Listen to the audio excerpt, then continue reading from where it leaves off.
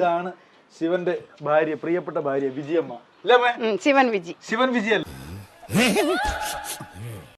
ഏഷണിയും നുണയൊക്കെ കുറച്ചൊക്കെ ഉണ്ടാച്ചാലും നല്ലവളാ. അർത്ഥനാഥവാ ഞാൻ. പാതി അമ്മയും പാതി പ്രിയനും. അപ്പൊ ദേഹം മുഴുവൻ ശിവനാ അല്ലേ?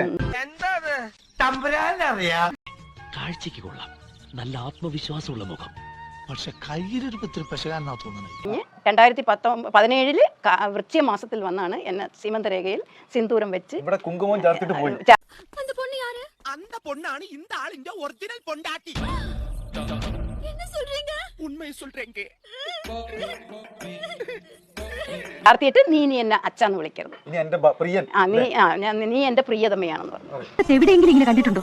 ഉണ്ട്, പുരാണത്തിൽ പാഞ്ചാലി ഒരേ സമയം എത്ര ആണുങ്ങളോടൊപ്പം കഴിഞ്ഞിരുന്നത്. ടാറ്റാ കമ്പനിയിൽ ഷിഫ്റ്റ് പോലല്ലായിരുന്നു കയറ്റവും ഇറക്കവും. അന്നേരം എനിക്ക് നമ്മളിവിടെ ഭൂമിയിൽ രണ്ടുപേരും ഒന്നിച്ച് ജീവിച്ചതിന് നീ കൈലാസം പണിയണം. അപ്പൊ ശരിക്കും പറഞ്ഞാലേ സ്വർഗത്തിൽ നടക്കുന്ന കാര്യങ്ങൾ നമ്മൾ കേൾക്കുന്നുണ്ടോ? എനിക്ക് കാത് ശിവന്റേതായി കഴിഞ്ഞ്.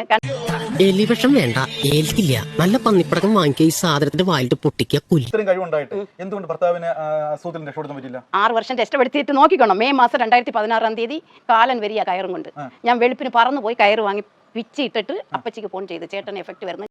ആവേശം കൊണ്ട് ഓരോന്ന് വിളിച്ചു പറഞ്ഞ് തടിയാടാക്കണ്ട, പണിയെടുക്കാതെ ജീവിക്കാൻ നോക്ക്. അപ്പൊ 6 വർഷം വരെ ജീവിക്കാനുള്ള പെർമിഷൻ കിട്ടി. പെർമിഷൻ. ഈ 6 വർഷം കഴിഞ്ഞിട്ട് അമ്മയ്ക്ക് ചേട്ടനെ വേണ്ടായിരുന്നോ? അല്ല, ഒക്കത്തില്ല. അവിടെ ഭയങ്കര പ്രശ്നം നടക്കുന്നു. കൊണ്ടുവന്നേ 6 വർഷം എക്സ്ട്രാ ആയിരുന്നു. അതുകൊണ്ട് ഞാൻ വന്നതാന്ന് പറഞ്ഞു. കോഴ്സിന്റെ പല അവസ്ഥാന്തരങ്ങളും കേട്ടിട്ടുണ്ട്, പക്ഷെ ഇത്ര ഭയാനകമായ ഒരു പ്രശ്നം ഇത് ആദ്യ. പറയുന്ന ഇഷ്ടമുള്ള വിഷയം എന്തോ?